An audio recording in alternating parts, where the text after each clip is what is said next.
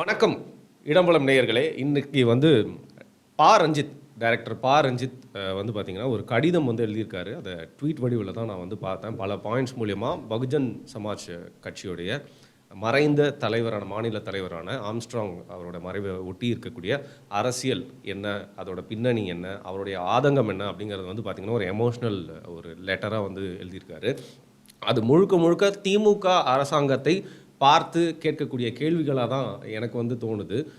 எப்போவுமே தலித்தியம் பேசுகிறவங்க, தலித்தியம் சார்ந்தவங்க, தலித்தியம் பேசுகிற கட்சிகள் திமுக கூட இணைந்து பயணிப்பதே நம்ம பார்த்துருப்போம். ஏன்னா எப்போவுமே திமுக தலித்துகளுக்கு உண்டான கட்சி, அவங்களுக்கு எப்போவுமே ஆதரவாக நிற்பாங்க அப்படிங்கிற மாதிரி ஒரு பார்வை தான் தமிழகத்தில் இன்றைக்கு வரைக்கும் இருக்குது. ஆனால் இன்றைக்கி மக்களில் நிறைய பேர் தலித்துகளின் ஒரு மெம்பராக மட்டும் இல்லாமல் அவங்களுடைய இன்னொரு முகமாக பார்க்கப்படுற ரஞ்சித்தே இந்த மாதிரி திமுக அரசை கேள்வி கேட்கும் விதமாக இந்த கடிதத்தை எழுதியிருக்கிறதுனால ஆச்சரியமும் அதிர்ச்சியும் உள்ளாயிருக்காங்க.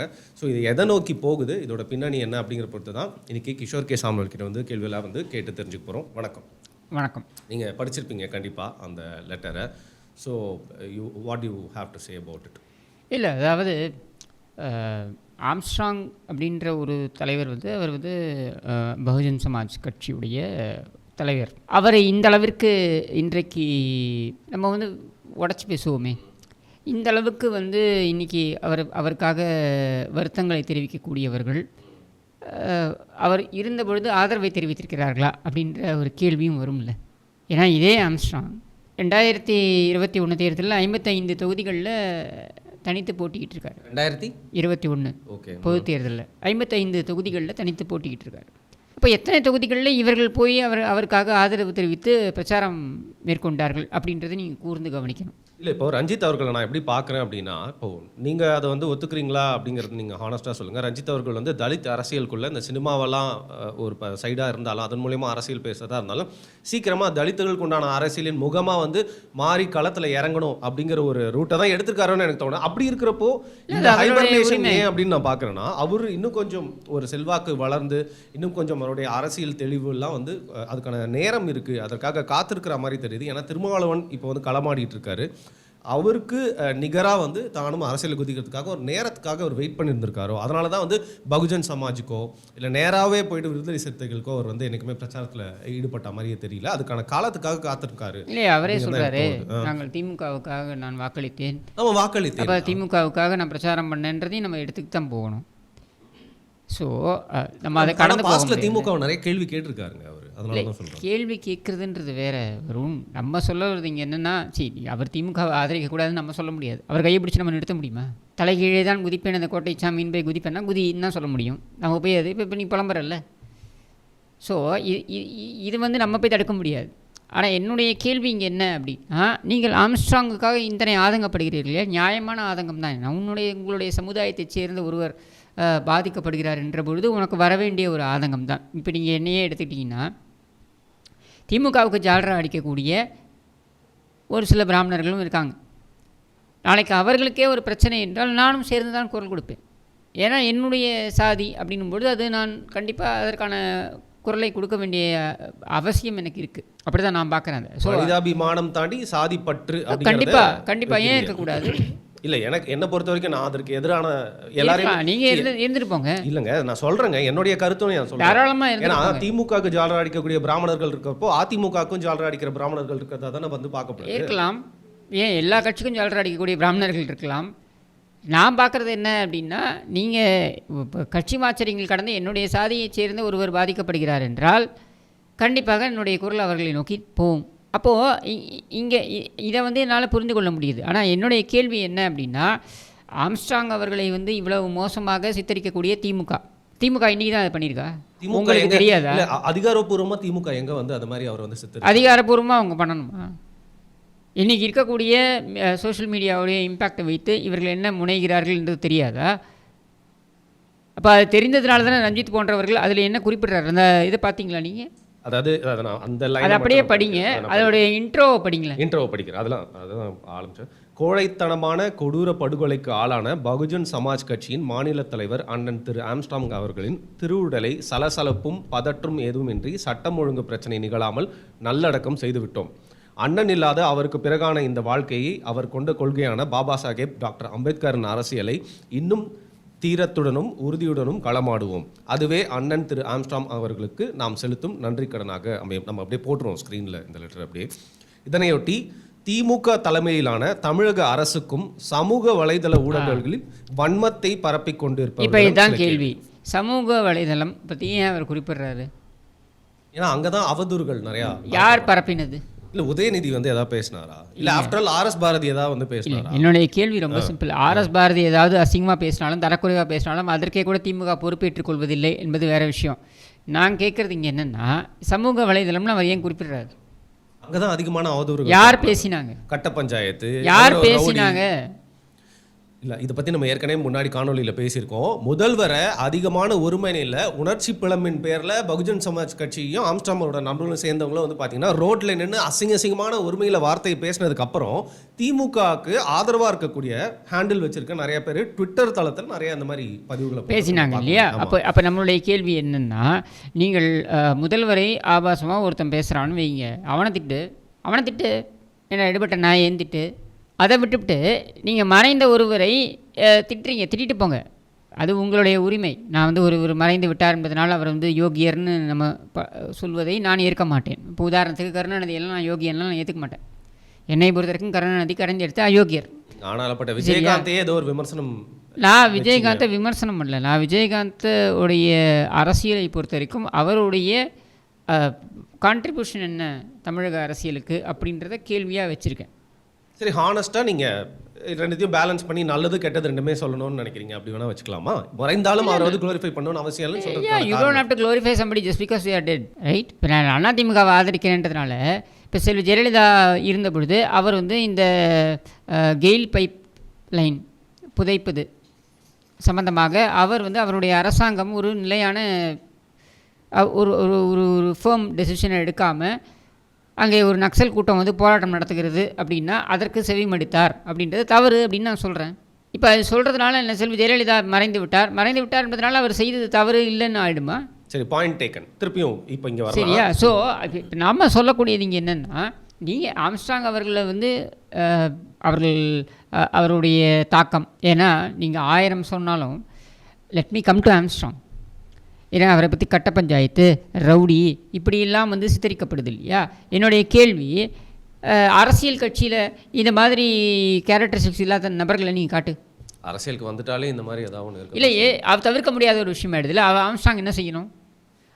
அவருடைய மக்களுக்கு எதிராக என்னுடைய கேள்வி, அவருடைய மக்களுக்கு எதிராக ரவுடிசம் கட்டவிழ்த்துப்படும் பொழுதும் அவருடைய மக்களுக்கு எதிராக ஒடுக்குமுறை அடக்குமுறை இதெல்லாம் வந்து கட்டவிழ்த்துப்படும் பொழுது அவர் என்ன பண்ணணும்னு நினைக்கிறீங்க? எல்லோரும் சாத்வீகமாக தான் ரெஸ்பாண்ட் பண்ணுவாங்களா? நீங்கள் ஒரு லா காலேஜில் தொடர்ந்து ஒரு பிரிவினர் வந்து ஒடுக்கப்படுகிறார்கள், தொடர்ந்து ஒரு பிரிவினருக்கு எதிராக பல விஷயங்கள் நடைபெறுகிறது. நான் விஷயங்கள்னு சொல்லி அதை முடிச்சிடுறேன். பல விஷயங்கள் நடைபெறுகிறது அப்படின்னும் பொழுது எதிர்த்து கேள்வி கேள் அப்படின்னு உந்துதல் கொடுத்த ஒரு நபர் ரவுடியா? அப்போ எதிர்த்து கேள்வி கேள் என்று சொன்ன நபர் ரவுடி என்றால், அத்தனை ஆண்டு காலம் அவர்களுக்கு எதிராக யாரை எதிர்த்து கேள்வி கேள் என்று சொல்கிறார்களோ அந்த நபர்கள் இத்தனை ஆண்டு காலம் செய்தது என்ன? அராஜகம், அப்புறம் அடக்குமுறை. அப்போ அது ரவுடித்தனம் இல்லையா? கண்டிப்பாங்க. அப்போ அதுக்கு எதிராக இவங்க ஒரு கேள்வியே கேட்குறாங்க, எழுந்து நிற்கிறாங்க, கேட்க தானே செய்வான். இது வடச்சென்னைன்னு ஒரு படத்தில் ஒரு டயலாக் வரும், நீங்கள் சொல்கிற விஷயன்றதுனால ஒரு ரெஃபரன்ஸ் எடுக்கிறேன். அதில் வந்து பார்த்தீங்கன்னா ஒரு டயலாக் சொல்லுவார் அந்த கதாநாயகன், எங்களை நாங்கள் காப்பாற்றிக்கிறதுக்கு பேர் ரவுடிசரம்னா ரவுடிசம் பண்ணுவோம். ஏன்னா சில பேருக்கு வந்து வாய்வழியாக சொன்னால் இல்லை, நான் பட்டவர்த்தனமா பச்சையாக கேட்குறேன். இல்லை உங்கள் சேகர் பாபு என்ன உப்பு சத்தியாகிரகம் பண்ணிட்டு இருக்காரா? இப்படிதான் அரசியலுக்கு வந்தாரா அவர் வடசென்னையில்? ஒரு ஃப்ளாஷ்பேக் இல்லை உங்கள் மாசு அவர்களுக்கும் ஃப்ளாஷ்பேக். நான் அதை தான் கேட்குறேன். நீங்கள் எந்த அரசியல் தலைவரானா எடுத்துக்கோங்க, சரியா? நீங்கள் அதை எப்படி ஒரு தலைவரை மட்டும் நீங்கள் ரவுடி, ஒரு தலைவரை மட்டும் கட்ட பஞ்சாயத்துக்காரர் நீங்கள் சொல்கிறீங்க? அப்போ இந்த கேள்வி வருது இல்லை? 1000 பிரச்சனைகளுக்கு நடுவில் ஒருத்தர் இயங்கி இருக்கிறார். சரி, அதெல்லாம் கூட விட்டுருங்க. ஒரு மனுஷன் என்ன இறந்துட்டான், அந்த மனுஷனுக்காக ஆயிரக்கணக்கானோர் திரள்கிறார்கள். அவருடைய ஊர்வலம் பெரம்பூரிலிருந்து ஆரம்பித்து பொத்தூரா, அது எந்த இடம்? திருவள்ளூர் வரைக்கும் போகுது. அப்போ எத்தனை கிலோமீட்டர்? 21. இத்தனை கிலோமீட்டரும் நடந்து வராங்க ஆயிரக்கணக்கான மக்கள். 7 மணி நேரத்துக்கு மேலே அந்த ஊர்வலம் நடைபெறுகிறது என்றால் அந்த மனுஷன் எதுவுமே நல்லது பண்ணியிருக்க மாட்டானா? தன் சாவுக்கு அப்புறம் கும்பல் கூடுதுனாலே அவர் மூலியமா பயனடைஞ்சவங்க நன்மை கண்டிப்பாக பயனடைந்தவர்கள் வந்திருப்பார்கள் இல்லையா? அப்போது நம்முடைய கேள்வி என்னன்னா, உன் கட்சியில் என்ன பெரிய யோகிய சிகாமணிகளை வச்சுட்டு இருக்கேன் நீ? உன் கட்சியில் இருக்க ஒவ்வொருத்தனுடைய ஹிஸ்ட்ரி எடுத்து பேசலாமா? உன் தலைவர்லேருந்து ஆரம்பித்து பேசுவோமா? இவர்களெல்லாம் யோகியர்களா? அப்போ இதை நீங்கள் பேசக்கூடாதுன்றதான் நம்ம சொல்லக்கூடியது. சரியா? ரவுடித்தனம் பண்ணார், ரவுடித்தனத்தினால இன்னொருத்தர் வந்து முன்பகையினால் கொண்டுட்டாங்க. இது என்ன மாதிரியான வாதம் இது? நான் என்னோட டிஃபென்ஸ் நான் கேட்குறேன், உங்களுடைய தலைவரை 2006 நினைக்கிறேன், 2006 2011 அந்த காலகட்டத்தில் உங்களுடைய தலைவரை ஒருத்தன் பேனாங்கத்தியால் குத்த வந்துட்டான். இது உங்களுடைய வாதம். மதுரை ரயில்வே ஸ்டேஷனில் வந்து இறங்கும் பொழுது ஸ்டாலினை யாரோ ஒருவன் பேனாவினால் குத்த வந்து விட்டான். இது பேனா கத்தியால் குத்த வந்து விட்டான். பேனா கத்தியால் குத்த வந்ததனால் பிரிவு பாதுகாப்பு. ஆக்சுவலி இவன் கேட்டது இசட் பிரிவு பாதுகாப்பு. இது பேனா கத்தியால் எவனொருத்தன் குத்த வந்துட்டான் அப்படின்ட்டு கொலை முயற்சி அப்படின்னு சொல்லி, எப்படி ஆயிரக்கணக்கான உன்னுடைய தொண்டர்கள் இருக்கிற இடத்துல ஒரு பேனா கத்தியை வச்சு உன்னை குத்தி கொண்டுட முடியுமா? ஆனால் நீ என்ன கேட்ட? பிரிவு இசட் பிரிவு பாதுகாப்பு கேட்டு பிரிவு வாங்கி வச்சுக்கிட்ட. உனக்கு அந்த இன்ஃப்ளூயன்ஸ் இருக்குப்பா, நீ வாங்கி வச்சுக்கிட்ட. என்னுடைய கேள்வி, ஏன் உன்னால் ஒரு 3 கான்ஸ்டபிள் கூட எக்ஸ்ட்ராவாக போட முடியல இவருக்கு? இந்த கேள்வியை ரஞ்சித் கேட்கறதுக்கு உரிமை இருக்கா இல்லையா? நான் ரஞ்சித்லாம் யோகியன் உத்தமன்லாம் நான் சொல்லலை. என்ன சரியா? Is also an opportunist who is trying to fish in the muddy waters தான். நீங்களும் சந்தர்ப்பவாதி தான். ஏன்னா வந்து தலித்துகளுக்கும் திமுகவுக்கும் ஒரு விரிசல் ஏற்படுறதை வச்சு எப்படியாவது இதில் வந்து குளிர் காய்ஞ்சு அதிமுகவோட அரசு நாங்கள் என்னமோ விரிசலை ஏற்படுத்த சொன்ன மாதிரியும், நாங்கள் வந்து பாதுகாக்க வேண்டாம், இவரை வந்து ஆம்ஸ்ட்ராங்கை வந்து நீங்கள் பாதுகாக்காதீங்கன்னு சொன்ன மாதிரியும், நாங்கள் வந்து அவங்களுடைய இணைய சைபர் கூலிகளை வைத்து ஆம்ஸ்ட்ராங்கை பற்றி கண்ணாபின்னான்னு எழுத சொன்ன மாதிரி நீங்கள் பேசுகிறீங்க. இதையெல்லாம் செய்தது அவர்கள். அப்போ அதற்கான எதிர்வினையை அவர்கள் தானே எதிர்கொள்ளணும். இது எப்படி நீங்கள் அதிமுகவே மற்றவர்களை இழுப்பீங்க? இல்லை, குளிர்காய பார்க்குறாங்கன்னு சொல்கிறேன். இது என்ன குளிர்காயத்துக்கு இருக்குது? வெளிப்படையாக பட்டவர்தனமாக ரஞ்சித் வந்து அவருடைய கருத்தை வெளிப்படுத்துகிறார். அவருடைய கருத்தை வெளிப்படுத்துவதற்கு அவருக்கு உரிமை இருக்குது. இதே கருத்தை அதிமுக ஆட்சியில் அவர் வெளிப்படுத்தி இருந்தால் நீங்கள் என்ன செய்திருப்பீர்கள்ன்றதை யோசித்து பார்க்கணும்ல. நீங்கள் என்ன அரசியல் செய்யாமல் அவியலா செய்து கொண்டிருப்பீர்கள்? உங்களுடைய தலைவருடைய வார்த்தைகளிலே நான் கேட்குறேன். சரி, இப்போது நம்மளே வந்து பேசிகிட்டு இருந்தால் ஏதோ உள்நோக்கம் கற்பிச்சு இல்லாத விஷயத்த பேசுகிற மாதிரி இருக்கும். அவர் என்ன ஒரு 7 பாயிண்ட் போட்டிருக்காரு. அதில் வந்து இருக்கக்கூடிய விஷயங்கள் உங்களுக்கு என்ன தோணுதுன்னு சொல்லுங்கள். ஃபர்ஸ்ட் பாயிண்ட்டு, சென்னை மாநகரில் செம்பியம் காவல் நிலையத்திற்கு மிக அருகாமையிலே படுகொலை நடந்திருக்கிறது. இதை வைத்தே தமிழக சட்டம் ஒழுங்கு குறித்து கொலையாளிகளுக்கு எத்தகைய பயம் இருக்கிறது என்பதை புரிந்து கொள்ளலாம். எனவே சட்ட ஒழுங்கை சீர் செய்ய இனியும் இப்படி ஒரு சம்பவம் நிகழாமல் இருப்பதற்கு என்ன செயல் திட்டம் உருவாக்கப் போகிறீர்கள்னு ஒரு கேள்வியை. இதைத்தானங்க நான் முதல் வீடியோவிலே நான் இதை பற்றி பேசும்பொழுது, இந்த சம்பவம் பற்றி பேசும்பொழுது, உங்களுக்கு நானும் நீங்களும் பேசும்பொழுது என்ன சொன்னேன் நான்? இது வந்து முதலமைச்சர் நேரடியாக எதுவும் செய்ய முடியாது, ஒரு உயர் காவல்துறை அதிகாரி நேரடியாக எதுவும் செய்ய முடியாது. ஆனால் இங்கே கேள்வி என்ன அப்படின்னா, ஒரு காவல் நிலையத்திலேருந்து 100 மீட்டர் தொலைவிலேயே தைரியமாக ஆயுதங்களுடன் ஒரு 15 பேர் இல்லை ஒரு 10 பேர் வந்து ஒரு கட்சியுடைய, ஒரு தேசிய கட்சியுடைய மாநில தலைவரை வெட்டி சாய்த்து விட்டு, மக்கள் அதிகம் நடமாட்டம் இருக்கக்கூடிய ஒரு பகுதியில் நேரத்தில் வெட்டி சாய்த்து விட்டு செல்கிறார்கள் என்றால், இந்த காவல்துறை மீதும் இந்த மாநிலத்தின் சட்டம் ஒழுங்கின் மீதும் என்ன மதிப்பை இங்கே வைத்திருக்கிறார்கள் அப்படின்ற கேள்வி வரும்ல.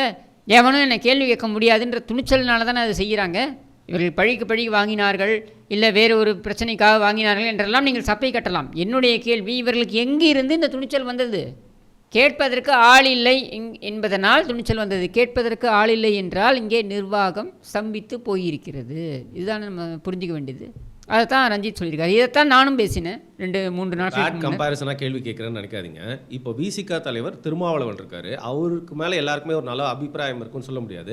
அவர் மேலே அவர் பேசின பழைய பேச்சுகள்லாம் வச்சு நிறைய பேர் வந்து கைவர்கள் அவர் மேலே ஒரு பழி வாங்கலாம்னு நினைக்கலாம். பட் அவரை போய் இந்த மாதிரி வந்து தாக்கிடுவாங்கன்னு நீங்கள் நினைக்கிறீங்களா? இல்லை, அவர் அப்படி ஒரு சூழலை இன்றைக்கி இது ஓகேன்னா அடுத்ததற்கும் துணிவதற்கு அவர்கள் தயங்க மாட்டார்கள் அப்படின்னு யோசிக்கிறதுல என்ன தப்பு இருக்குது சொல்லுங்கள். நீங்கள் ராஜீவ் மரணத்தை எடுத்துக்கோங்க, ராஜீவோடைய அசாசினேஷன் எடுத்துக்கோங்க. முதல்ல எங்கே அவங்க ரெஷே பார்த்தாங்க? விபி சிங்கோடைய மீட்டிங்கில் போய் ரெஷே பார்க்குறாங்க. அது ஒரு எப்படி சொல்கிறது, ரிஹர்சல் மாதிரி பார்க்குறாங்க. அங்கே போய் பார்க்குறாங்க ஒரு விவிஐபியை வந்தால் என்ன மாதிரியான பாதுகாப்பு ஏற்பாடுகள் இருக்குன்றதை பார்க்குறாங்க. பார்த்துட்டு அதுக்கப்புறம் தான் ராஜீவ் மரணத்தில் அவங்க ராஜீவோடைய அந்த மீட்டிங்க்கு அவங்க வராங்க. அப்போது என்ன அர்த்தம்? அது அங்கே போய் ஒரு ரெஷே பார்க்குறாங்க, பார்த்துட்டு ஒரு ரிஹர்சல் மாதிரி பார்த்துட்டு அவங்க தெரிஞ்சுக்கிறாங்க, ஓ இதுதான் பாதுகாப்பு வசதி இருக்கும் போல இருக்குது. அதை மாதிரி இதை எடுத்துக்கலாம்ல. இன்றைக்கு ஆம்ஸ்ட்ராங், நாளைக்கு வேறு ஒரு தலைவருக்கும் இதே நிலை வராதுன்னு என்ன நிச்சயம்? எந்த தலைவராவது இனி நான் சொல்கிறேன், இந்த சம்பவம் நடந்து இன்னும் அட்லீஸ்ட் ஒரு ஒரு ஒரு ஒரு 2 மாதத்துக்கு எந்த தலைவராவது தைரியமாக வாக்கிங் போவாங்களா வீட்டுக்கு வெளில? தலித் சமூகத்தை தலைவர் நான் வந்து தலித் சமூகம்னு மட்டும் பார்க்கல வருண், ஒரு கட்சியோட மாநில தலைவராக நான் பார்க்குறேன். சரியா? இது தலித் சமூகம் அப்படின்னு மட்டும் நான் அது ஒரு குறுகிய வட்டத்தில் நான் பார்க்க விரும்பலை. நான் வந்து ஒரு கட்சியுடைய மாநில தலைவர்னு நான் பார்க்குறேன். இப்போ எல்லா அரசியல் தலைவர்களுக்கும் ஏதாவது ஒரு முன்பகை ஏதோ ஒரு இடத்துல இருக்கலாம் இல்லையா? இவங்க எல்லாரும் வெளியில் நடமாட முடியுமா? 91லேருந்து 96 செல்வி ஜெயலலிதாவுடைய முதல் ஆட்சி இல்லையா? இந்த ஆட்சி காலத்தில் கருணாநிதி பீச்சில் நடந்து போவாருங்க. வாக்கிங் வெறும் 3 பேர் தான் கூட இருப்பாங்க, பீச்சில் நடந்து போவார். இத்தனைக்கும் கருணாநிதிக்கு எதிராக அந்த சமயத்தில் எவ்வளோ ஒரு ஒரு கடுமையான ஒரு எண்ண ஓட்டம் நிலைப்பாடு இருந்தது உங்களுக்கு எல்லாருக்கும் தெரியும். அப்படின்னும் பொழுது அவர் நடந்து போவார். என்ன அவருக்கு என்ன தாக்கிட்டாங்களா அவரை? அப்போது இங்கே ஒரு தலைவர் போல்டாக நடந்து கூட போக முடியாது இல்லை? போயஸ் கார்டனில் நம்ம பார்க்குறோம், போயஸ் கார்டனில் ரஜினிகாந்த் வந்து ஒரு மஃப்ளர் ஒன்று போட்டுக்கிட்டு காலையில் நடந்து போகிறார், வாக்கிங் போகிறார். சட்டம் ஒழுங்கு நல்லா இருக்குன்ற நம்பிக்கையிலேருந்து நடந்து போகிறார், 4 மணிக்கோ 5 மணிக்கோ வாட் எவர் இட் இஸ். இப்போ கமல் ரசிகர்கள் இல்லை வேறு அவருக்கு எதிரான ஒரு நபர்கள் வச்சுப்போம், கமல் ரசிகர்கள் அவர்களுக்கு எதிரானவர்கள்னு இல்லை. பட் இங்கே ஆன்லைனில் நடக்கக்கூடிய உங்களுக்கு தெரியும் ஆன்லைனில் எவ்வளோ பைத்தியக்கார பயலுங்க இருப்பாங்கன்ட்டு. இந்த பைத்தியக்கார பயலுங்களில் எவனோ ஒருத்தன் போய் அவர் தாக்கினா நம்ம உடனே ஆர்கியூமெண்ட்லாம் பண்ணலாம். இது வந்து காவல்துறையை நம்ம தவறு சொல்ல முடியுமா? அப்படி சொல்ல முடியும். அப்படி தாக்கணுன்ற எண்ணம் ஒரு பக்கம், தாக்கலாம் அப்படின்ற தைரியம் இன்னொன்று. தாக்கணும்னு நினைக்கிறதுக்கும் தாக்கலாம்ங்கிற தைரியம் வருது இல்லை, இது ரெண்டுத்துக்குமான அந்த கேப் இருக்குல்ல. இந்த கேப்பை எந்த அளவுக்கு நீங்கள் வந்து தள்ளி வைக்கிறீங்க, வைடாக வைக்கிறீங்கன்றதில் தான் காவல்துறையுடைய வெற்றி இருக்குது. இது எப்படி வைக்க முடியும்? காவல்துறை மீது எல்லோருக்கும் பயம் இருக்கணும். பயம் இருக்கணுன்றதை விட இது தவறான ஒரு வாதம், பயம் இருக்கக்கூடாது, மதிப்பு இருக்கணும். காவல்துறை இருக்கும் என்கிற அந்த உணர்வு இருக்கணும். எது நடந்தாலும் நம்ம பார்ப்பாங்க அப்படின்ட்டு. ஒன்றும் இல்லை, ஏடிஎம் எடுத்துக்கோங்க. ஏடிஎம்மில் சாதாரணமாக திருடிக்கிட்டு இருந்தாங்க. இப்போ திருடுறவன் போனால் கேமராவை ஊற்றி பார்க்குறான். ஏன் பார்க்குறான்? கண்காணிக்குது. யாரோ ஒருத்தர் பார்த்து கொண்டிருக்கிறார்கள் அப்படின்ற எண்ணம் இருக்கிறதுனால தான் அந்த கேமராவை பார்க்குறான்.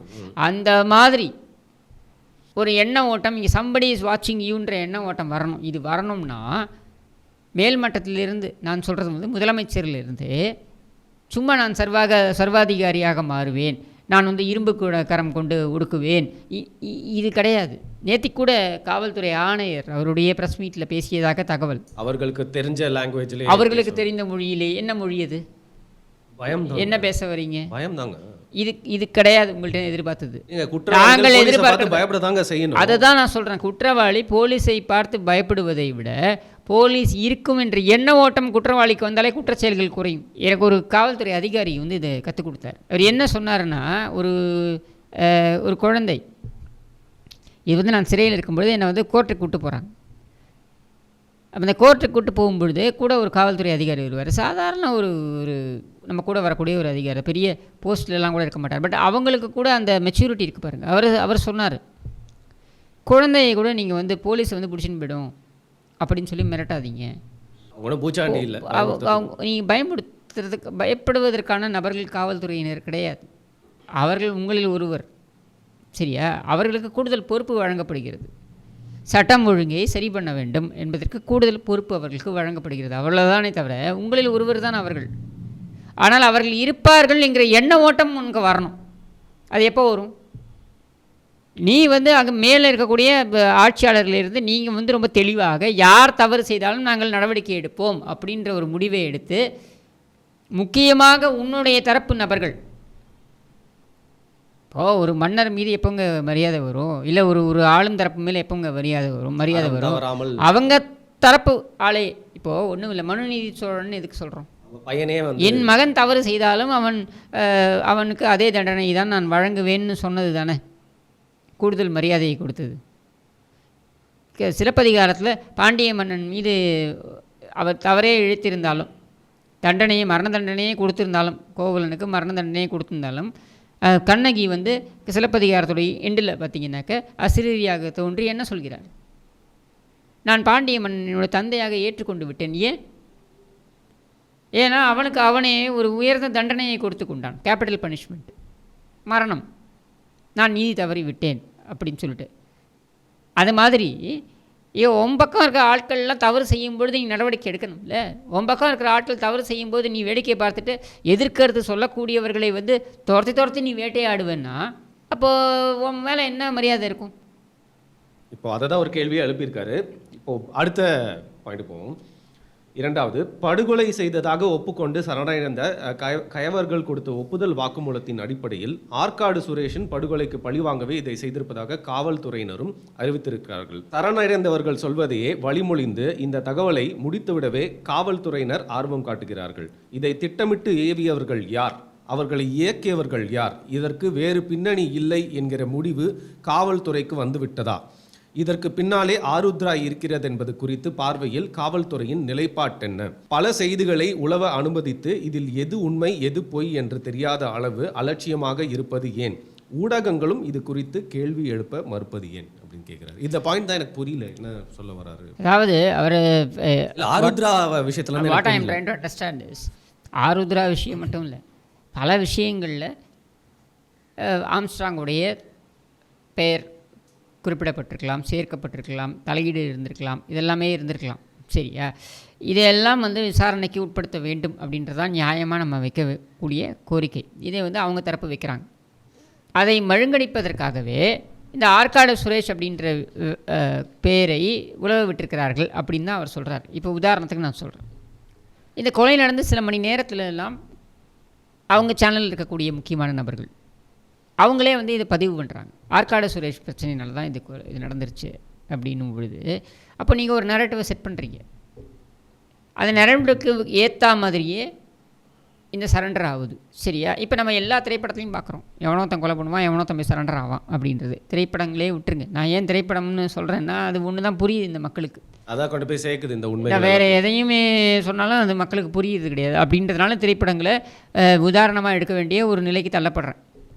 But otherwise also criminology says இவன் சரண்டர் ஆறான்றதுனால இவன் தான் பண்ணியிருப்பான் அப்படின்னு நம்ம எடுத்துக்க வேண்டிய அவசியம் கிடையாது. Investigation should go on. I think இந்த இன்வெஸ்டிகேஷனுக்கு இவங்க வந்துட்டு முயற்சிகளை மேற்கொண்டிருக்கிறார்கள். அரசாங்கம் சிபிசிஐடியோ கொடுப்பாங்களான்னு தெரியாது. சிபிசிஐடி கொடுத்தாலும் சரி, இல்லை சிபிஐக்கு போகிறதுனாலும் சரி, what ever it is, but investigation will happen அப்படின்னு நம்ம முறையான விசாரணை நடைபெறும். ஏன்னா சொல்லி வைத்தார் போல் எல்லோருமே, அவர்களை சுற்றி இருப்பவர்கள் எல்லோருமே சொல்லக்கூடியது இவர்கள் அதை செய்திருப்பார்கள் என்று நாங்கள் நம்பவில்லை அப்படின்றது தான். அப்படின்னும் பொழுது இதை விளக்க வேண்டிய ஒரு இடத்துல காவல்துறை இருக்கிறது, இதை விளக்க வேண்டிய இடத்துல அரசாங்கமும் இருக்கிறது. அப்போ அதை வந்து ஒரு கேள்வியாக வைக்கக்கூடாதுன்னு நீங்கள் எப்படி சொல்வீங்க? நீ முடிச்சிட்டனா அந்த கேஸ் அதோட முடிச்சிட்டோம் அப்படின்னு போயிடணுமா? திமுக சாராத நிறைய ஜேர்னலிஸ்ட் கூட வந்து இது மாதிரி தான் ஒரு நரேட்டிவ் வந்து செட் பண்ணி பேசியிருக்காங்க நிறைய காணொலிகளில். இல்லை, அது பேச தான் பேசுவாங்க. இதனால தான் அது நடந்திருக்கும். நீங்களே எப்படி இந்த முடிவுக்கு வருவீங்க? அவர் என்ன ஒரு விஷயத்தில் மட்டும் தலையிடக்கூடிய ஒரு நபரா? அவர் பல்வேறு விஷயங்களுக்கு அவர் கருத்துக்களை தெரிவித்திருக்கிறார். அப்படி பார்த்தீங்கன்னாக்கா என் திமுகவுக்கு எதிராகவே கருத்து தெரிவித்திருக்கிறார், அண்ணா திமுகவுக்கு எதிராக கருத்து தெரிவித்திருக்கிறார் இல்லையா? இப்போ யார் வேண்டுமானாலும் முன்பகை கொண்டிருக்கலாம்ல அவர்கிட்ட. அப்போ இதை தான் அப்படின்ற முடிவுக்கு நீங்கள் எப்படி வரீங்க? காவல்துறை இன்னும் பூர்வாங்க விசாரணையை இப்போ துவங்கி அதுக்கு அடுத்த கட்ட விசாரணைக்கு இனிமேல் தானே போயிருப்பாங்க. அப்படின்னும் பொழுது நீங்கள் எப்படி அந்த முடிவுக்கு வரீங்க? ராமஜெயம் யார்? நேருடைய சகோதரர். செக்கெழுத்த செம்மல இல்லைங்க, நேருடைய சகோதரர். அவருடைய பின்புலம் என்ன? அவருடைய செயல்பாடுகள் என்ன? அப்போ அவருடைய கேஸ்லேயும் சில பேர் சரண்டர் ஆகிருப்பாங்கல்ல, அதோட நிறுத்திக்கிட்டீங்களா? இப்போ உங்களுக்குன்னா ஒரு சட்டம், மற்றவங்களுக்குன்னா வேறு ஒன்று எடுத்ததுனால சொல்கிறேன். ஆனால் அந்த கேஸ்லேயே இன்னும் ஒரு முடிவு வரல இல்லைங்க? இல்லை, அது வரல. அது பல விஷயங்களில் இன்னும் முடிவு வரலன்றதை நம்ம எல்லாரும் பார்க்குறோம். தாக்கிரட்டினணி யார் கொண்டார்கள்? யார் கொண்டாங்க தாக்கிரட்டினணி? சங்கர் ராமனை யார் கொண்டாங்க? ஏன்னா இதெல்லாம் சொன்னால் என்ன ஒன்று பிராமணன் அப்படி இப்படின்னு நான் கேட்குறேன். பிராமணன் சங்கர் ராமனை யார் கொண்டார்கள்? தெரியலல்ல. அப்போ இங்கே நம்முடைய கேள்வி என்னென்னா, இதையெல்லாம் வைத்து பார்க்கும் பொழுது அவர்கள் தரப்பிற்கு சந்தேகம் வர்றதில் நியாயம் இருக்கே, அதான் அவங்க வைக்கிறாங்க. இது வந்து பல தரப்புலேருந்து எல்லாருமே சொல்லக்கூடிய ஒரு விஷயத்தை தான் அவரும் சொல்லியிருக்காரு. மூன்றாவது, சமீப காலமாக தலித் மக்களுக்கும் தலித் தலைவர்களுக்கும் இருக்கும் அச்சுறுத்தலை அரசு எப்போது கவனிக்கப் போகிறது? அவர்களின் பாதுகாப்பை எவ்வாறு உறுதி செய்ய போகிறது? தலைநகரில் தலித் மக்களின் பாதுகாப்பு அரணாக விளங்கிய மாபெரும் தலைவரையே மிக சுலபமாக கொள்ளக்கூடிய சூழலை இந்த அரசு உருவாக்கி வைத்திருக்கிறது என்றால், தமிழ்நாட்டில் உள்ள மற்ற கிராம நகரங்களில் நினைக்கும் போது அச்சம் ஏற்படுகிறது. இந்த பதற்றத்தையும் அச்சுறுத்தலையும் களைய தமிழக அரசிடம் என்ன திட்டங்கள் இருக்கிறது என்பதை தெரியப்படுத்த வேண்டும். இதைத்தான் நான் ஆரம்பத்துலேருந்து சொல்லிக்கிட்டு இருக்கேன். இதைத்தான் நான் ஆரம்பத்துலேருந்து சொல்லிக்கிட்டு இருக்கேன். நீங்கள் வட மாவட்டங்களில் உங்களுக்கு வந்துட்டு போதை கலாச்சாரம் அப்படின்றதுனால பல பிரச்சனைகள் ஏற்படுகிறது என்றால், தென் மாவட்டங்களில் போதை கலாச்சாரம் இல்லாமல் இல்லை. இப்போ தென் மாவட்டங்களில் அதை விட அதிகமாக இந்த சாதிய வன்முறைகள் அதிகரித்து வந்து கொண்டிருக்கிறது. அரசு பள்ளிகளில் வந்து நீங்கள் பார்த்தீங்கன்னாக்கா, இப்போ தனியார் பள்ளிகளில் இல்லைங்க, தனியார் பள்ளிகளில் சம்பவங்கள் இல்லை. அரசு பள்ளிகளில் சாதி வன்முறை சம்பந்த சம்பவங்கள் மாணவர்களுக்கிடையே வருகிறது என்றால், இப்போ இந்த அரசாங்கம் என்ன செய்து கொண்டிருக்கிறதுன்ற கேள்வி வரும்ல. இந்த கல்வித்துறை அமைச்சர் என்ன செய்து கொண்டிருக்கிறார்? நாங்கள் நேரில் நம்ம பார்த்தோம். கல்வித்துறை அமைச்சர் அங்கே நேரடியாக சென்றாரா? ஏன் இப்போ கள்ளக்குறிச்சி விவகாரம் எடுத்துக்கோங்க. பாதிக்கப்பட்டவர்கள் என்ன பெரும்பான்மையானவர்கள் தலித் சமூகத்தைச் சேர்ந்தவர்கள். முதலமைச்சர் இன்று வரையில் அங்கே போகலை. அதையும் ரஞ்சித் வந்து சொல்லியிருந்தார் அந்த சம்பவம் நடந்தப்போ. முதலமைச்சர் இன்று வரையில் அங்கே போகலை. சரியா? இப்போ தென் மாவட்டங்களையும் எடுத்துக்கோங்க, அப்போ வேங்கை வயல் எடுத்துக்கோங்க. யார் பாதிக்கப்பட்டவர்கள்? அப்போது இங்கே ஒரு எண்ண ஓட்டம் வருது. என்ன அப்படின்னா, இந்த தலித் சமூகத்திற்கும் மற்ற சமூகங்களுக்கும் இருக்கக்கூடிய பிரச்சனைகள், இதனால் தலித் சமூகங்கள் பாதிக்கப்பட்டால் உறுதியான ஒரு நிலைப்பாட்டையோ, ஏன்னா ரெண்டு பக்கமும் பிரச்சனை நடக்கலாம். இப்போ தலித் சமூகத்திற்குள்ளேயே, இப்போ நீங்கள் உதாரணத்துக்கு அருந்ததியினர் சமூகத்தை சார்ந்தவர்கள் வேறு ஒரு சமூகத்தை தலித்லேயே வேறு ஒரு பிரிவை சார்ந்தவர்களால் தாக்கப்படுவது இப்படின்லாம் கூட நடக்குது. சரியா? இதெல்லாம் கூட நடக்குது, நான் இல்லைன்னா மறுக்கலை. ஆனால் நம்முடைய கேள்வி உள்ளபடியே என்னென்னா, தலித் சமூகத்திற்கும் மற்ற சமூகத்திற்கும் பிரச்சனை ஏற்பட்டு அதில் தலித் சமூகத்தினர் பாதிக்கப்பட்டவர்களாக இருக்கின்ற பட்சத்தில் இந்த அரசாங்கம் உறுதியான நிலைப்பாடை எடுப்பதிலிருந்து அது தவறுகிறது ஆர் தயங்குகிறது அப்படின்றத பார்க்க முடிகிறது. ஏன்? Why you want to be politically correct to certain communities but not so to other communities என்ற கேள்வியை தலித் சமூகத்தை சார்ந்தவர்கள் கேட்பாங்கல்ல, அந்த கேள்வியை கேட்டிருக்கிறார் ரஞ்சித். அடுத்து வந்து பார்த்திங்கன்னா ரொம்ப முக்கியமான ஒரு விஷயம், நீங்கள் கூட நிறையா பதிவுலாம் போட்டிருந்தீங்க அந்த புதைக்கிறதுக்கான இடம், அதை அடக்கம் செய்யக்கூடிய இடத்தை பற்றின அரசியல் அப்படின்னு. 4வது, பெரம்பூரில் அண்ணனது உடலை அடக்கம் செய்யக்கூடாது என திட்டமிட்டே தடுக்கப்பட்டதாக தெரிகிறது. கிட்டத்தட்ட 2 நாட்கள் நிகழ்த்தப்பட்ட நாடகத்தின் முடிவில் விருப்பம் இல்லாமல் நாடகம்னு சொல்லிட்டாரு. சென்னைக்கு வெளியில் புறநகர கிராம பொத்தூர் பகுதியில் அடக்கம் செய்ய நிர்பந்திக்கப்பட்டோம். திமுக அரசின் அதிகாரம் இருந்தும் நீதிமன்றத்தை நாட செய்து அதில் சட்ட ஒழுங்கு முறைக்குள் இந்த பகுதி அடங்காது என்று அவர் வாழ்ந்த பெரம்பூரில் அவர் உடலை அடக்கம் செய்ய விடாமல் மிகப்பெரிய வஞ்சக செயலை செய்து இருக்கிறது இந்த அரசு அப்படின்னு டைரக்டாகவே திமுக அரசு குற்றம் சாட்டிட்டு, உண்மையிலேயே உங்களுக்கு தலித் மக்கள் மீதும் தலித் தலைவர்கள் மீதும் அக்கறை இருக்கிறதா என்ற கேள்வி எழவே செய்யும் அப்படின்னு சொல்லியிருக்காரு. இதில் ஒரு கேள்வி நான் வைக்கிறேன் ரஞ்சித்துக்கு. இந்த இடத்துல நான் வந்து ஸ்லைட்டாக மாறுபடுறேன். ஒரு கேள்வி வைக்கிறேன் ரஞ்சித்துக்கு. 2009, 10, 11 அந்த காலகட்டங்களில் 2009, 10 இந்த காலகட்டங்களில் ஒரு தீக்குளித்து இறந்து போனார் முத்துக்குமார். முத்துக்குமார் தீக்குளித்து இறந்த பொழுது அவருடைய உடல் வட சென்னையில் தான் வைக்கப்பட்டது இல்லையா?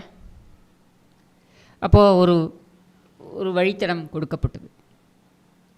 அவங்க அந்த வழியாக தான் எடுத்துகிட்டு போகலாம் அப்படின்ட்டு திட்டமிட்டு அங்கே வன்முறை கட்டவிழ்க்கப்பட்டதா இல்லையா? கட்டவிழ்க்கப்படுவதற்கு விசிகாவை பயன்படுத்தி கொண்டது அப்பொழுதைய அரசாங்கம் என்று சொல்லப்பட்டதா இல்லையா? சொல்லுங்கள். தெரியாமல் சொல்லக்கூடாது. அப்போ உங்களுக்கு அந்த விவரம் குறித்து உங்களுக்கு தெரியாமல் இருக்கலாம். நான் சொல்கிறேன், முத்துக்குமார் அவர்கள் தீக்குளித்து இறந்தது தெரியும். பட் விசிகா வச்சு அவருடைய உடல் வந்து மரியாதைக்கு வைக்கப்பட்டது. அதற்கப்புறம் அவங்க எடுத்துகிட்டு போகிறாங்க அடக்கத்துக்கு. எடுத்துகிட்டு போகும் பொழுது அந்த வழி தடத்தில் திட்டமிட்டு வன்முறை கட்டவிழ்க்க விடப்பட்டது. இதில் விசிகாவினர் இடம்பெற்றார்கள் இப்படின்ற தகவலும் வந்தது. அதிகாரப்பூர்வ செய்திகள்லாம் வந்துச்சா அந்த டைம்? இது சம்மந்தமாக நீங்கள் எடுத்து பார்க்கலாம், படிச்சுட்டு இருந்தாங்க. நீங்கள் சம்மந்தமாக எடுத்து படிங்க, உங்களுக்கு தெரியும். இதெல்லாம் சொல்லப்பட்டது. இப்போ நம்முடைய கேள்வி உள்ளபடியே இது புதுசாக அப்பொழுதெல்லாம் ரஞ்சித் என்ன செய்து கொண்டிருந்தார்? அவரும் ஒரு கல்லூரி மாணவர் இருந்திருக்கலாம். ஆனால் அதை நினைவு கூர்ந்து பேசியிருக்கலாம்ல. இது சரியா? அன்றைக்கு நடந்தது சரியா? அப்போது அதே மாதிரி தான் இப்போவும் வந்துட்டு இவங்க செயல்படுறாங்க. நம்முடைய கேள்வி என்னென்னா, பெரம்பூரில் அந்த பர்டிகுலர் அலுவலகம் இருக்கக்கூடிய இடத்துல அவருக்கான அடக்கம் செய்வதற்கு அப்படின்றது வந்து சரியா அப்படின்றத கோர்ட்டே கேட்டிருக்கு கேள்வி. சரி வராது, ஏன்னா அது அரௌண்ட் 2200 ஸ்கொயர் ஃபீட் மாதிரி ரெசிடென்ஷியல் ஏரியாவில் இருக்குது. நெருக்கடியான அதை நீங்கள் விஜயகாந்தோட ஒப்பிட்டு பார்க்க முடியாது. ஏன் விஜயகாந்தோட ஒப்பிட்டு பார்க்க முடியாது என்றால், கேப்டன் விஜயகாந்த் அவர்களுடைய அந்த பகுதி வந்து கோயம்பேடு, அந்த பகுதி வந்து ரெசிடென்ஷியல் ஏரியா கிடையாது. ரெண்டாவது, அவருடைய அலுவலகத்தில் 22,000 25,000 ஸ்கொயர் ஃபீட் அதில் அவங்க அடக்கம் செய்து கொள்கிறேன் அப்படின்னு அவங்க சொன்னதுனால அதுக்கான அனுமதி வந்து வழங்குறாங்க. இதில் இட் இஸ் நாட் பாசிபிள் நீதிபதியே சொல்லிட்டாங்க. ஸோ இதில் திட்டமிட்டு பெரம்பூரில் அவர் அடக்கம் செய்யப்படக்கூடாது அப்படின்ற இது எதுவும் இல்லை. பெரம்பூரிலேயே மாற்று இடத்தை கொடுப்பதற்கு அரசாங்கம் தயாராக இருந்தது என்று தான் அந்த வக்கீல் சொல்கிறார். சரி, நமக்கு வந்து திமுக பிடிக்காதுன்றதுனால நம்ம வந்து ஒரு தவறான ஒரு ஒரு தவறான தகவல் வந்து நம்ம பதிவு பண்ணக்கூடாதுன்றதுனால நான் சொல்கிறேன். அந்த மாற்று இடங்களையும் கொடுப்பேன், ஆனால் அதை ஏற்றுக்கொள்வதற்கு அவர்கள் தயாராக இல்லை. அதனால தான் 12 மணி வரையும் ஒத்து வைத்து நீதிபதி வந்து நீங்கள் வந்து யோசிச்சுட்டு திரும்பி வாங்க அப்படின்னு சொல்கிறாங்க. அதுக்கப்புறம் தான் இவங்க வந்து எங்களுடைய இடத்துலையே நாங்கள் அடக்கம் செய்கிறோம் அப்படின்னு சொல்லிட்டு அவங்களுக்கு சொந்தமான இடம் திருவள்ளூரில் அவங்களுக்கு சொந்தமான இடத்த வந்து அவங்க வந்து சாய்ஸாக கொடுக்குறாங்க. அதை ஏற்றுக்கொள்ளப்படுகிறது. மணிமண்டபத்தை நீங்கள் பெரம்பூரில் கட்டிக்கொள்ளலாம் அப்படின்ற ஆப்ஷனும் கொடுக்கப்படுகிறது. ஸோ இதை வந்து நீங்கள் ரஞ்சித் சொல்கிறத வந்து நான் வந்து நிராகரிக்கிறேன் ஸ்ட்ரைட்டாகவே. இவ்வளோ விஷயங்களை நான் ஏற்றிட்டு வந்தது இந்த இடத்துல நான் நிராகரிக்கிறேன். நாடகம் நிகழ்த்தப்பட்டது அப்படின்னே வந்து என்ன நாடகம் இருக்க முடியும்? இப்போ அடுத்து வந்து பார்த்தீங்கன்னா, திமுக அரசு 5வது பாயிண்ட், திமுக அரசு ஆட்சியில் அமர மிக முக்கியமான காரணமாக அமைந்தது கணிசமான தலித் மக்களின் வாக்குகள் என்பது வரலாறு. உங்கள் ஆட்சிக்கு மிகப்பெரிய ஆதரவை கொடுத்து தலித்துகள் என்பதை நீங்கள் அறியாமல் இருக்கிறீர்களா, அல்லது அறிந்தும் அக்கறையின்றி இருக்கிறீர்களா? உங்களை ஆட்சியில் அமர்த்தவே என் வாக்கையும் செலுத்தினேன் அப்படின்னு அவங்க வந்து டிஎம்கேக்கு தான் ஓட்டு போட்டோன்ற வெளிப்படுத்தியிருக்காரு. அந்த ஆதங்கத்திலேயே இந்த கேள்விகளை முன்வைக்கிறேன். வெறும் வாக்குக்கு மட்டும்தான் சமூக நீதியா? இரட்டை நிலைப்பாடு வைக்கிறாங்க. அரசியல் எலெக்ஷன் நேரத்தில் ஒன்று, மற்ற நேரத்தில் வந்து தலித். சரி, இதே 2024 தேர்தலில் பகுஜன் சமாஜ் கட்சி அனைத்து தொகுதிகளிலும் வேட்பாளர் நிறுத்தியிருக்கு. ரஞ்சித் அவர்களுக்கு வாக்களித்தாரா? தெரிஞ்சுக்கோங்க, நீங்கள் திருப்பியும் இதை ஏற்கனவே சொன்னீங்க. அப்போ என்னன்னா, விடுதலை சிறுத்தைகள் கட்சியோட திருமாவளவன் இருக்காரு, பகுஜன் சமாஜ் பார்ட்டி இருக்காங்க, அப்புறம் புதிய பாரதமா ஜெகன்மூர்த்தியார் இருக்கார். இவங்க எல்லாரோட மேடைகள்லையுமே ரஞ்சித் தோன்றி பேசியிருக்காரு. அவங்க எல்லாரையும் பற்றியுமே புகழ்ந்தும் வந்து பாஸ்டில் பேசியிருக்காரு. அவரு இவங்க எல்லாரையுமே வந்து தேர்தல் அரசியல். அப்போ நீங்கள் தேர்தல் அரசியலை பற்றி பேசக்கூடாது. அப்போ தேர்தல் அரசியலை பற்றி பேசாதீங்க. எல்லாரையும் சமமாக நீங்கள் பார்த்தீர்கள் என்றால் உங்களுக்காக நாங்கள் ஏன் வாக்களிக்க வேண்டும் அப்படின்னு ஏன் கேட்குறீங்க? இப்போதைக்கு ஒரு ஆக்டிவிஸ்டாக இருக்காருங்க அவர். இருந்துட்டு போட்டோம். நானும் உங்களுக்காக வாக்களித்தேன்னு சொல்கிறீங்களே, அப்போ நீங்களும் திமுககாரர் தானே? இல்லை, அதுங்க தான் நீங்கள் தவறாக புரிஞ்சுக்கிறீங்க. இப்போது நம்மளே எடுத்துக்கோங்களேன், நம்ம ஒரு வாக்கு செலுத்துகிறோம் அப்படின்னா, இப்போ நீங்களே சொன்னீங்க நாடாளுமன்ற தேர்தலில் வேறு மாதிரி நம்ம அரசியலை அணுகணும், சட்டமன்ற தேர்தல்னா வேறு மாதிரி அணுகணும், கவுன்சிலர்னால் அதுக்கு டோட்டலி வேறு மாதிரி. அதே மாதிரி ரஞ்சித் இந்த காலகட்டத்தில் இப்போ வந்து திமுக கூட்டணிக்கு வாக்கு செலுத்துறது தான் சரியாக இருக்கும். ஏன்னா பெரும்பான்மையான தலித்துகள் யாருமே பாஜக கூட்டணிக்கு போய் வாக்கு போடுறதுக்கான வாய்ப்பு இல்லை. அப்படி இருக்கிறப்போ திமுக கொடுத்தாலும் விடுதலை சிறுத்தைகளும் இருக்குது, பெரும்பான்மையான தலித்துகள் இருக்கக்கூடிய கட்சி. அப்படிங்கிறனால இன்றைக்கு இருக்கக்கூடிய அரசியல் நிலைக்காக திமுகவுக்கு வாக்கு செலுத்தி. ஆமாம், நீங்கள் திமுகவுக்கு வாக்கு இதுவரைக்கும் திமுகவுக்கு 5 முறையோ 6 முறை திமுக ஆட்சிக்கு வந்திருக்கிறது. ஒரு முறையும் தலித்து மக்கள் வந்து திமுகவுக்கு வாக்களித்ததனால் ஆட்சிக்கு வந்தார்கள் என்று வைத்து கொண்டாலும் கூட தலித் மக்களுக்கு என்ன செய்திருக்கிறது திமுக? 67 ஓட்டு போட்டிங்க, என்ன பண்ணாங்க? 68 என்ன நடந்தது? எதுவுமே செய்யாமல அவர் இந்த வாட்டி ஓட்டு போட்டாங்க. என்னோட அது நீங்கள் அவர்கிட்ட தான் கேட்கணும். 67 நீங்கள் ஓட்டு போட்டிங்க பாஸ் திமுகவுக்கு, 68 என்ன நடந்தது? கீழ்வெண்மணி நடந்ததா? 96 நீங்கள் வாக்களித்தீங்க திமுகவுக்கு, 98 என்ன நடந்தது? நான் சொல்லலை. இதை வந்து திருமாவளவன் சொல்லியிருக்கார். அவருடைய புத்தகம், அவரே அவர் கொடுத்தது எனக்கு. திமுக, அண்ணா திமுக இப்படின்னு அவர் விவரிச்சிருக்கார். எல்லா கட்சிகளுமே எப்படி வந்து தலித்து மக்களுக்கு வந்து எதிராக செயல்பட்டுருக்குன்னு. அதில் அண்ணா திமுக மிக குறைவு, திமுக அதிகம். அவர் கொடுத்த புத்தகத்திலேயே டாலிஸ்மன் நினைக்கிறேன், அந்த புத்தகத்தோட பேர் இங்கே தான் இருக்குது, எடுத்து வேணால் காமிக்கிறேன். டாலிஸ்மன் இந்த புத்தகம் திருமாவளவன் வந்து எழுதியது, அவர் கையால் எனக்கு கொடுத்தது இந்த புத்தகம். சரியா? அவருடைய அலுவலகத்தில் அவர் கையால் எனக்கு கொடுத்தது. இதில் நீங்கள் அவர் கிரானிக்கல் பண்ணியிருக்காரு. அவர் வந்து இந்து பத்திரிகை உட்பட பல பத்திரிகைகள்லையும் பல மேடைகள்லையும் அவர் பேசியது, அது ஃபுல்லாத்தையும் கிரானிக்கல் எழுத்து வடிவமாக அவர் கொண்டு வந்திருக்காரு. இப்போ நம்முடைய கேள்வி, இதில் நீங்கள் பார்த்தீங்கன்னாக்கா திமுக தரப்பு திமுக ஆட்சியில் இருந்த பொழுதெல்லாம் அதிகப்படியாக தலித் மக்களுக்கு எதிராக செய்த கொடுமைகளை எல்லாம் பதிவு செய்திருக்கிறார். அப்போது நம்முடைய கேள்வி என்னென்னா, இதுதான் முதல் முறை நடப்பது போல் நீங்கள் பேசுகிறீங்க. இந்த இந்த எண்ண ஓட்டம் திமுகவுக்கு இருக்கும் அப்படின்றது உங்களுக்கு பிஜேபி மேலே கடுப்பு இருக்கலாம், சரியா? அதனால் நீங்கள் என்ன பண்ணீங்க, திமுக தானே அதுக்கு மாற்றுன்னு நீங்கள் நினைக்கிறீங்க. அது இல்லைன்றதை நம்ம ஆரம்பத்துலேருந்து சொல்லிக்கிட்டு இருக்கோம். 2021 அதிமுக வந்து பாஜக கூட இருந்தது, கூட்டணியில் இருந்தாலும் நீங்கள் வந்து பெருசாக அவங்களால என்ன சட்டமன்றத்தில் என்ன பெரிய ஒரு கோலோச்சிட முடியும்? அதிமுகவை கடந்து அவர்களால் கோலோச்ச முடியுமா? அப்போது இங்கே அதிமுக ஆட்சி இருந்த பொழுது தான் பாஜக உள்ளே வர முடியாதுன்றது தான் மெயின் பாயிண்ட்டே. சரி, அதை நீங்கள் ஏற்றுக்கல, அதனால் நீங்கள் திமுக வரணும்னு மாற்றுன்னு கொண்டு வரீங்க. திமுக வந்து உங்களுக்கு என்ன செய்தது? இப்போ உங்களே புலம்ப விட்டுருச்சுல்ல. அப்போ நம்மளுடைய பதில் இதுக்கு என்ன? அந்த விவேக் காமெடியில் வருமே, காக்கா பிரியாணி இதுன்னா உன்னிகிருஷ்ணன் குரலாக கேட்கும், காக்கா குரல் தான் கேட்கும். இன்றைக்கி வேறு உன்னிகிருஷ்ணன் பிறந்தநாள். அந்த ஈஸ்டர் எக்ஸ் மாதிரி அடிக்கடி ஏதாவது வந்து நம்ம சொல்லணும். அதுவும் இந்த டாப்பிக்கில் வந்து பார்த்திங்கன்னா இன்னும் 2 பாயிண்ட் இருக்குது, அதை பேசி நம்ம முடிக்கலாம் அப்படின்னு நினைக்கிறேன் நேரம் கருதி. அண்ணனின் 6வது பாயிண்ட், அண்ணனின் படுகொலையொட்டி எழுந்த சட்ட ஒழுங்கு பிரச்சனையை கையாள தெரியாமல் மாற்றுக்கதையை வலைதளங்களில் உருவாக்கி கொண்டிருந்தார்கள் வலைதள சமூக நீதி காவலர்களும் சில ஊடகங்களும். அவரே ஒரு ரவுடியை கொல்வது எப்படி சட்ட ஒழுங்கு பிரச்சனையாக பார்க்க முடியும்? கட்ட பஞ்சாயத்து செய்தவர், பல குற்ற வழக்குகளில் தொடர்புடையவர் என ஆளாளுக்கு தீர்ப்பு எழுதி கொண்டிருக்கிறார்கள். கொலை நடந்த நடுக்கம் குறைவதற்கு முன்பே இத்தகைய கருத்துக்களை பேசுவதற்கு பின்னே இருப்பது யார், என்ன அப்படின்னு கேட்டிருக்காரு. ரொம்ப சிம்பிளாக சொல்லணும். ஆம்ஸ்ட்ராங் என்ன அந்த மாதிரி இடத்துக்கு போயிட்டு காசு கொடுக்காம தகராறு பண்ணாரா? இல்லை தூர்தர்ஷன் செய்தி வாசிப்பாளரை மவுண்ட் ரோடில் துரத்திட்டு ஓடினாரா? இல்லை நடிகைக்கு டார்ச்சர் கொடுத்து பால்டாயில் குடித்தாரா? இதையெல்லாம் செய்தவர்களே தலைவர்களாக வலம் வந்து கொண்டிருக்கும் பொழுது நீங்கள் வந்து ஆம்ஸ்ட்ராங்கை மட்டும் ஏன் ரவுடின்னு கட்டமைக்கிறீங்க? சரி, அவர் ரவுடி அப்படின்னு நீங்கள் கட்டமைக்க போகிறீங்கன்னா இப்போ ரவுடியாக அவரை உலா விட்டதற்கு யார் காரணம்? 3 ஆண்டுகளாக என்ன செய்து கொண்டிருந்தீர்கள்? போலீஸ் தரப்பே என்ன சொல்கிறது? அவர் மீது போடப்பட்ட 7 வழக்குகளும் அவர் விடுதலை ஆகிவிட்டார் அப்படின்னு தான் போலீஸ் தரப்பே சொல்லுது. அப்படின்னும் பொழுது அவரை ரவுடி என்று கட்டமைக்க வேண்டிய அவசியம் எங்கிருந்து வந்தது? என்ன சட்டம் ஒழுங்கு வந்தது? தர்ணாவில் ஈடுபட்டார்கள் அவருடைய கட்சிக்காரர்கள், இது அவர்களுடைய ஜனநாயக உரிமை. அடுத்தது அந்த பேரணி நடைபெற்றது, அவருடைய இறுதி பேரணி. இங்கே ஏதாவது அசம்பாவிதம் நடந்ததா? எத்தனை கிலோமீட்டர்? 21 கிலோமீட்டர்னு சொல்கிறீங்க. 21 கிலோமீட்டர் அவங்க போனாங்களே, எங்கேயாவது ஏதாவது கடைகள் சூறையாடப்பட்டது, இல்லை வேறு ஏதாவது கட்டிடங்கள் கொளுத்தப்பட்டது, இல்லை யாராவது தாக்கப்பட்டார்கள், இது மாதிரி ஏதாவது சம்பவம் நடைபெற்றதா? அப்போ இது எதுவுமே நடைபெறலைன்னும் பொழுது எப்படி நீங்கள் அவரை வந்து கட்டமைக்கிறீங்க? ரவுடி, கொலைகாரர், பொறுக்கி இப்படின்லாம் நீங்களாக வந்து கட்டமைப்பீங்களா? இது தவறு இல்லையா? சரி, இதையெல்லாம் அவர் இருக்கிறார் அப்படின்னு நீங்கள் சொல்ல போகிறீங்க அப்படின்னா அதற்கான நேரம் அதானா? சரி, அதையெல்லாம் நீங்கள் அந்த நேரத்தில் தான் சொல்வீர்கள் என்றால் நீங்கள் என்ன யோகியர்களா? நீங்கள் என்ன மனித புனிதர்களா அப்படின்ற கேள்வி வரும்ல. இல்லை உங்கள் கட்சி என்ன ரொம்ப யோகியர்களுடைய கட்சியா?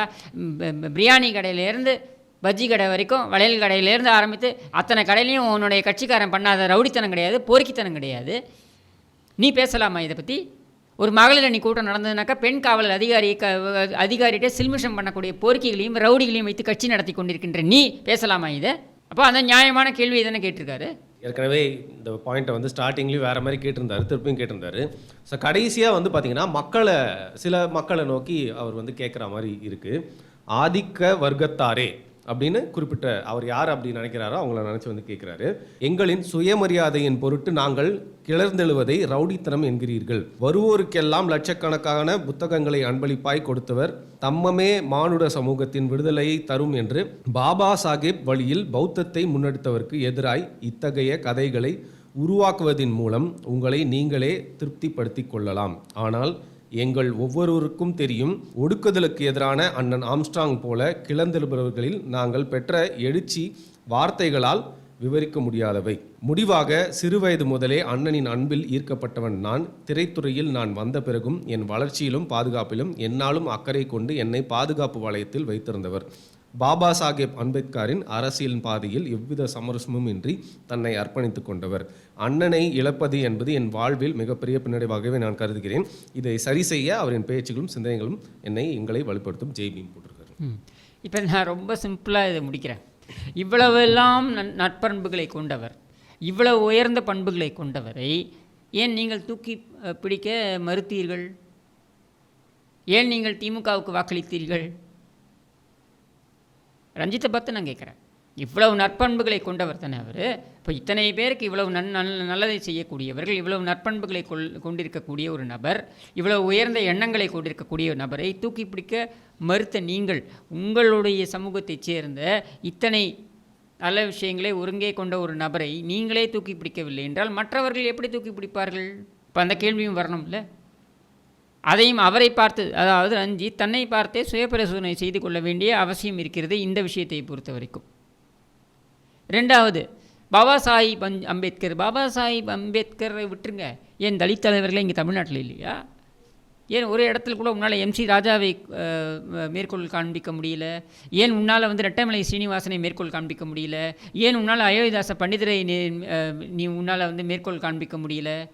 இங்கே தான் பிரச்சனை. ஒவ்வொரு மாநிலமும் நீங்கள் எடுத்துக்கொண்டீர்கள் என்றால், பீகார்லேருந்து ஆரம்பித்து ஒவ்வொரு மாநிலமும் அவரவருடைய தலைவர்களை அவரவர்களாக தேர்வு செய்து கொண்டார்கள். அம்பேத்கரை ஒரு காமன் ஐக்கானாக பார்த்திருந்தாலும் கூட அவரவர்களுடைய தலைவர்களை அவர்கள் தேர்வு செய்து கொண்டார்கள். அம்பேத்கரை வைத்து மாயாவதி வந்து விடவில்லை, கன்ஷிராம் என்பவரை வைத்து மாயாவதி வந்தார். சரியா? ஜக்ஜீவன் ராம் வந்து அம்பேத்கரை கடந்து சிந்திக்கக்கூடிய நபராக இருந்தார். மகாராஷ்டிராவில் நீங்கள் எடுத்துக்கிட்டீங்கன்னாக்க அம்பேத்கரை எதிர்த்து அரசியல் செய்த பல தலித் தலைவர்கள் இருக்கிறார்கள். அப்போ தமிழ்நாட்டில் மட்டும் இது ஏன் இந்த ஒரு ஒரு ஒரு மேனியா? எனக்கு அது புரியல. எங்கே பார்த்தாலும் அம்பேத்கர் சிலை. ஏன் அத்தனை சிலை எம்சி ராஜாக்கு வைக்க மாட்டேங்கிறீங்க? ஏன் அத்தனை சிலை ரெட்டைமலை ஸ்ரீனிவாசனுக்கு வைக்க மாட்டேங்கிறீங்க? ஏன் உங்களுக்கு அந்த தாழ்வு மனப்பான்மை? என்னை பொறுத்த வரைக்கும் அம்பேத்கரை விட அதிகம் சாதித்தவர் எம்சி ராஜா, அம்பேத்கரை விட அதிகம் சாதித்தவர் ரெட்டைமலை ஸ்ரீனிவாசன், அம்பேத்கரை விட அதிகம் சாதித்தவர் அயோத்திதாச பண்டிதர். இவர்களுக்கெல்லாம் என்ன போகிற இடத்துலாம் செலவைக்க மாட்டேங்கிறீங்க? அப்போ உங்களுக்கு, நீங்கள் சொல்கிறீங்க இல்லையா வடக்கத்தியான் மேலே ஒரு மோகம் உங்களுக்கு தான் இருக்குது. என்னை பொறுத்த வரைக்கும் அம்பேத்கர் ஒரு வடக்கத்தியான் தான். இப்போ உங்களுடைய பிரச்சனை அங்கிருந்து ஆரம்பிக்கிறது. உன்னுடைய தலைவரை இங்கே தேடு, ஏன் வெளியே தேடுகிறாய்? ஜெய் எம்சி ராஜா என்று முன்னால் ஏன் சொல்ல முடியல? ஜெய் ரெட்டமலை சீனிவாசன் என்று முன்னால் சொல்ல முடியல? இப்படின்ற கேள்வி வருகிறது. அஃப்கோர்ஸ் இதெல்லாம் வந்து உங்களுடைய விருப்பம். நீங்கள் யாரை தலைவராக ஏற்றுக்கொள்ள வேண்டும் என்பது உங்களுடைய விருப்பம். நம்ம நாட்டில் தான் பார்த்தீங்கன்னாக்கா இந்த சேகுவாரா தூக்கி வச்சுட்டு கொண்டாடுற கும்பலும் இருக்கும் இங்கே. அதனால் நம்ம நாட்டில், நம்ம ஊரில், நான் சொல்கிற தமிழ்நாட்டில் பொறுத்த வரைக்கும் இதெல்லாம் வந்து ஒரு பெரிய, நான் வந்து அதை ஒரு ஐ எம் நாட் சர்ப்ரைஸ்ட். சரியா? ஏன்னா நம்ம பக்கத்தில் இருக்கக்கூடிய தலைவர்களை, நமக்கு அருகில் இருக்கக்கூடிய, அருகாமையில் இருந்து வாழ்ந்து மறைந்த தலைவர்களை நாம் போற்றுவதற்கு நாம் தவறுகிறோம். அப்படின்றதுனால தான் நம்ம வந்து வெளியில் போய் தேடுறோம் தலைவர்களை. அதனால தான் உனக்கான மரியாதை உனக்கு வருவதில்லை என்பது என்னுடைய கருத்து. இது தவறாக கூட இருக்கலாம். So my conclusion to this is, நீங்கள் வந்து இத்தனை ஆம்ஸ்ட்ராங்கை தூக்கி வைத்து பேசுவீர்கள் என்றால் அதற்கு அவர் தகுதியானவர் என்றால் ஏன் அவரை தூக்கி வைத்து நீங்கள் கொண்டாடவில்லை? நீங்கள் எதனால் உதயநிதிக்கு வழித்தடம் போட்டு கொடுத்தீர்கள், அடுத்து இன்பநிதிக்கு வழித்தடம் போட்டு கொடுத்தீர்கள்? சினிமா துறையில் உங்களுக்கு நிறைய உதவி இருந்தாலும் கூட இன்றைக்கு சினிமா துறையில் உங்களுக்கு உதவக்கூடிய இடத்தில் உதயநிதி இருப்பதனால அப்படின்ற கேள்வி வருதில்லை? அப்போ இதெல்லாமே நெகேட் ஆகிடுதில்ல? நீயே உன்னை சார்ந்தவனை நீ இன்றைக்கு மறைந்ததுக்கப்புறம் நீ தூக்கி பிடிக்கிறாய். இது வந்து ஒரு வாசகமே இருக்குது. ஒரு உயிருடன் இருக்கும்பொழுது வரக்கூடிய மலர் கொத்துக்களை விட மறைந்த பின்னர் வரக்கூடிய மலர் கொத்துக்கள் அதிகமாக இருக்கும். ஏன் அப்படின்னா, உயிருடன் இருக்கும்பொழுது நமக்கு ரிக்ரெட் கிடையாது. ஓ, நம்ம இப்படி அவரை நடத்துகிறோமே அப்படின்ற ரிக்ரெட் கிடையாது. மறைந்ததுக்கப்புறம் தான் அந்த ரிக்ரெட் ஃபீலிங்லாம் வருது. இதுதான் அதோடைய உளவியல் ரீதியாக நம்ம பார்த்தோம்னா இதுதான் அதோடைய காரணம். அதுதான் இங்கேயும் நடந்திருக்கு. ஒரு கடிதமாக 7 பாயிண்ட்ஸாக வந்து நிறைய விஷயங்கள் சொல்லியிருந்தாரு. அரசுக்கு எதிராக வந்து நிறைய கேள்விகள் இருந்துச்சு. அதில் நிறைய விஷயங்களை வந்து நீங்கள் கேள்வியில் வந்து கேட்டிருக்கீங்க அவர்கிட்டே திருப்பி. நிறைய விஷயங்கள் நீங்கள் ஆதரிச்சும் வந்து அரசாங்கத்திற்கு நீங்களும் வந்து சில பாயிண்ட்ஸ் வந்து சொல்லியிருக்கீங்க. மிக்க நன்றி என்னோட கேள்விக்கு எனக்கு பதில் அளிச்சு.